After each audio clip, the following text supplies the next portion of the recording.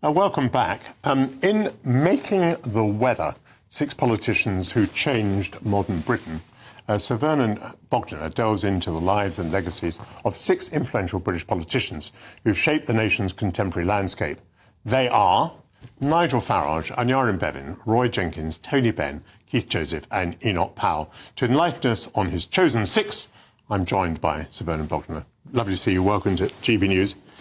Broadly speaking, why did you pick the 6 and what was the thesis? Because everything they said makes them still alive today. We're still discussing the issues they raised. Last week, there was discussion about the National Health Service. Now, that was Aneurin Bevan's creation. We've had a lot of talk recently about immigration.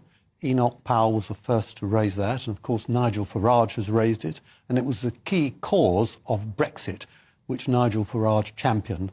Then we have a lot of discussion about the market economy, which Keith Joseph championed, and there's a lot of talk about participation, which Tony Benn championed. He was the first in Britain to advocate the referendum, which is now part of our constitution. And finally, Roy Jenkins, who raised the issue of proportional representation, which, ironically, is championed by Nigel Farage, because, contrary to what Roy Jenkins hoped, it wouldn't help the centre, it would help the far right.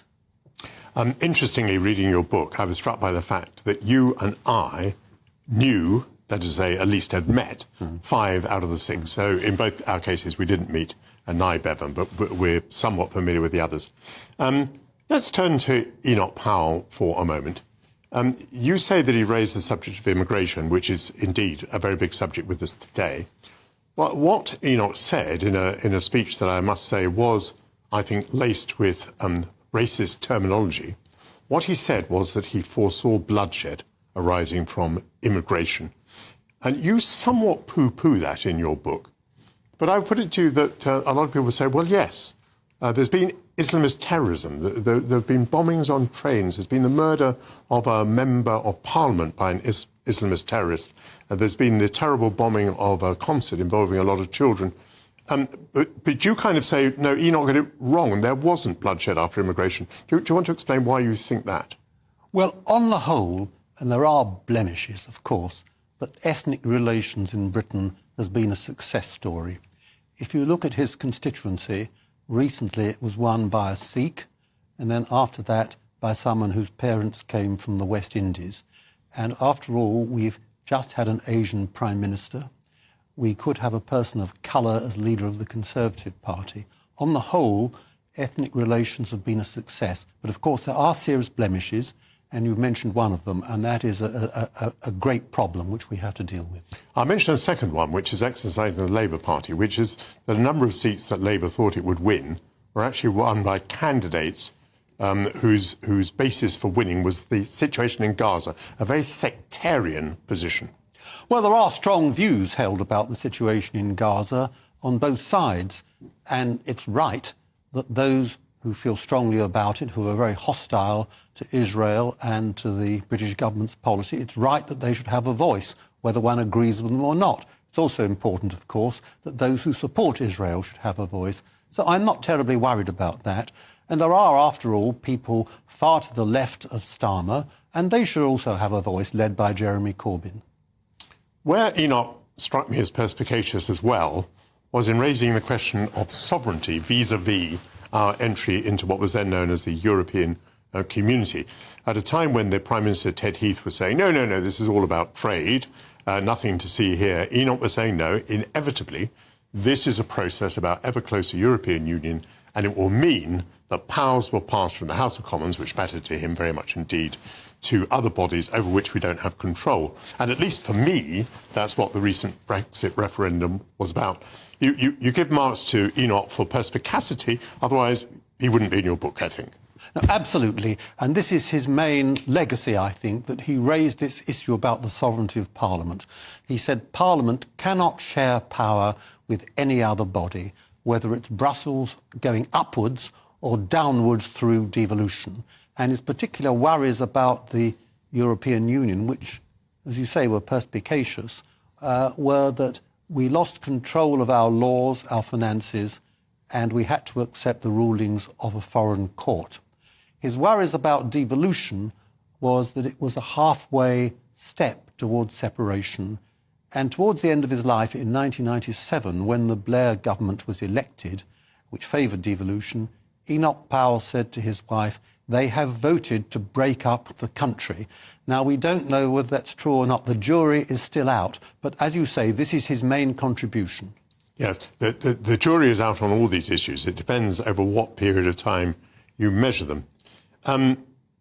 Interestingly, I mean, Enoch is a frustrating figure because I think he was only a minister for 18 months in his life. He was a difficult man to work with. It's almost as though he refused to take ministerial responsibility. He preferred being right in his own terms and being on the outside rather than being on the inside.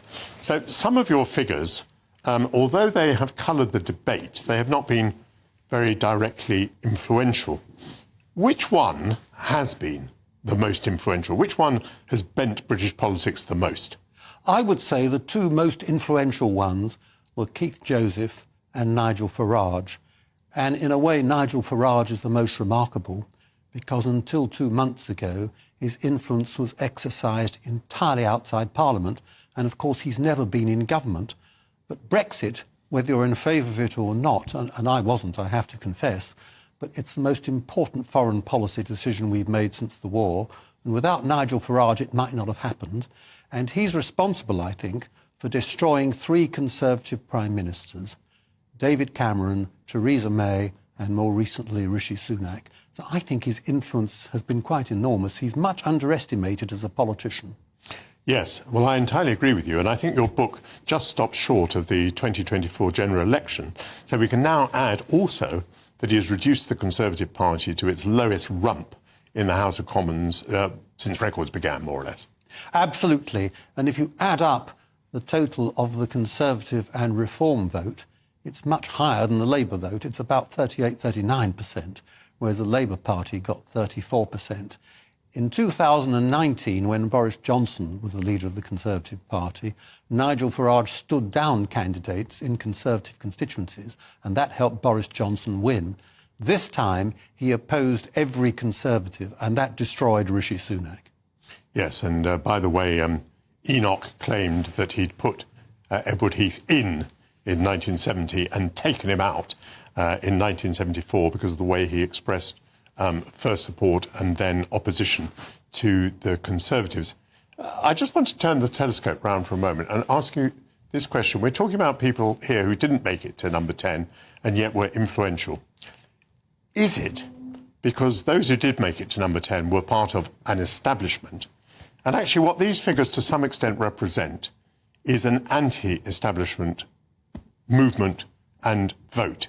So from time to time in history, someone who may not appear very representative of the population, like Tony Benn, like Enoch Powell, like Nigel Farage, takes up a position which makes people so indignant against the establishment that they are propelled one way or another to heights that could not be imagined.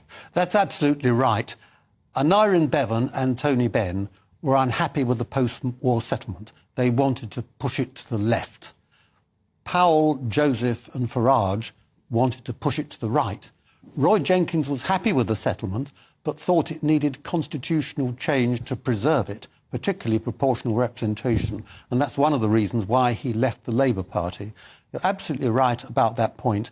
And these 6, they saw issues that other people didn't see. They were very perspicacious, as you said earlier. They were also brilliant communicators. And in my view, Nigel Farage is one of the few good communicators today in politics, certainly a better communicator than Rishi Sunak or Keir Starmer, who, whatever their other qualities, are not very good at communicating with voters.